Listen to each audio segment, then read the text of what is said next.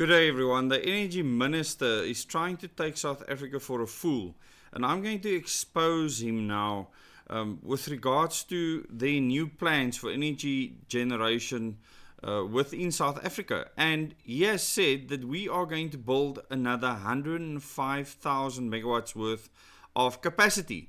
And the interesting part is that the focus is on nuclear, when nuclear is only going to be 5% of the overall power supply, based on what they say. This is if they get right what they claim they are going to try and do. But you need to understand what is happening here. And this article, I'll give you a link to this article in the description below this video, as well as in the first comment from Times Live, actually gives you the real problem here. And they are trying to fly this under the radar, and they're trying to put nuclear at the forefront because people get their hairs up when they hear nuclear, especially when it comes to an ANC government, which is perceived to be extremely incompetent, not only through perception but through evidence. However, we have a GNU government at the moment, so the whole lot of them are just basically incompetent. But now they're trying to fool people.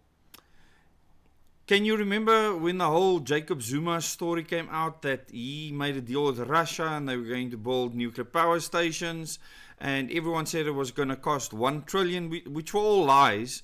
Now, I was against the Russian nuclear deal completely, and I was actually actively involved in trying to stop that from happening. And I had my reasons for it then. However, what is happening now is something completely different. They are putting nuclear at the forefront when they are actually going to be building massive amounts of wind and solar energy at a massive cost. And here's the kicker. They are going to spend 440 billion rand on building power lines to where these power supplies are going to be. And who's going to pay for it? Eskom. You and me, the taxpayers, are going to pay for it, so that foreign countries and foreign companies can come and build solar panels, build freaking propeller installations all over South Africa and supply the bulk of the energy needs. This is insanity. So you need to understand how many nuclear power stations you can build for 440 billion rand. And in this article headline, it says Eskom plans to build 14,000 kilometers. Get your head wrapped around this, of new transmission lines at an estimated cost of 440 billion rand. Now, Eskom hasn't got this money. The electricity minister said nuclear energy will remain a cornerstone of the country's baseload supply as it transitions to cleaner resources. So, the picture they are trying to create is that nuclear will be a cornerstone, but the nuclear power stations don't need this massive transmission line infrastructure. They don't need it because the infrastructure is already where they are planning to build them, which is at Koeberg Nuclear Power Station, which is close to Gqeberha in the Eastern Cape. If they're going to build it, if they decide to build it there, there's already in the Coega development power line infrastructure. It's there. There's also power line infrastructure close to Honeyklip Bay, which is on the west coast, which seems like they're not considering right now. But via the Aurora lines, we have lines close to that already. You don't need to build 14,000 kilometers of new transmission lines. So 440 billion spent just to accommodate, not generate power from, just to accommodate solar and wind that is placed where the power and energy is not required. And that is why you need these massively long transmission lines with long line losses, etc. I'm spelling this out for you as a power generation expert because a minister is not going to do it. He's going to keep your mind going towards nuclear. 5% of the 100%.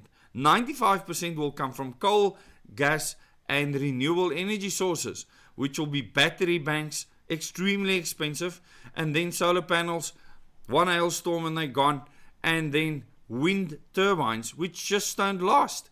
You can see the bearings failing one after the other. However, this is what our government wants to do. I'm exposing it, and I want you to understand what is actually happening. And listen, if you in the renewable energy industry, I'm not telling you not to supply your local house or your local business or whatever with your own power supply. I absolutely encourage that. But on a large scale power grid, I want you to be honest and let people understand that when you build solar panels in the middle of the Kalahari and there is no need for power there, that you need massively long transmission lines with massive line losses to get it to where it is needed, to tap it into the national grid. People need to understand this. So here they speak about nuclear as a cornerstone of the country's baseload supply, which means that the other things are not baseload capable because the sun isn't always there 24/7 and the wind isn't always blowing. So what are we doing to ourselves? Eskom plans to build 14,000 kilometers of new transmission lines in the coming years at an estimated cost of 440 billion. Yet this used to be in the 200 billions, then 300 billions. We're now at 440 billion, Electricity and Energy Minister Kisinso Ramakopa says. He said the expansion is required to unlock new generation capacity, particularly from renewables, and strengthen the national grid. That doesn't strengthen the national grid. It's to get the renewables to places where they might be needed. And here's the kicker. We don't need them at all. We should just build baseload capable capacity. We do not need solar. We do not need wind. Because the big lie is this. How long is it available for? What is its efficiency rate? And this is what people don't look at. They tell you there's a solar farm, it's 100 megawatts of installed capacity. For how long is 100 megawatts available? In any national grid, you need power to go into there continuously. Who has to take up the slack at night? This is what you need to understand. Who takes up the slack at night? Who makes up the difference during peak load times? We only have Palmit as a pump storage scheme. We have Drakensberg as a pump storage scheme. It actually costs money to pump the water up from the bottom dam to the top dam. If you don't understand pump storage, go and watch my videos on it or go and do the research. It costs money to do pump storage, and this is why it can only supply when electricity is worth more during peak load hours. Then it also says it also to connect people in remote rural areas. Yeah, that is just a little tantrum that they're throwing there. When they talk about 14,000 kilometers of transmission lines, they are talking big transmission lines. They're talking 132 kV, 400 kV and up. Okay, part of the problem why we have not achieved universal access is the cost associated with connecting people, because we have to build the backbone infrastructure, which is transmission lines. But if we have this technology, you can locate it closer to where people are. It's going to help us participate in the nuclear industrialization program, he said. Then he brings nuclear into it. He's talking about the renewable infrastructure and power lines for renewable energy. Then he talks about nuclear.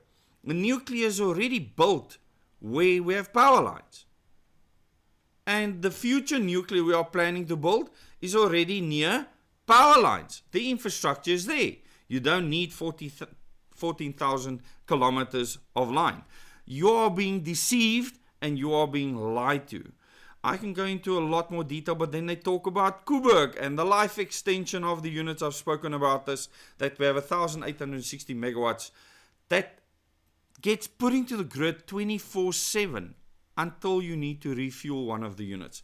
They are planning on building another 4 units at Koeberg at the Duinefontein site. The IAEA, the environmental impact assessment has been completed and has been approved.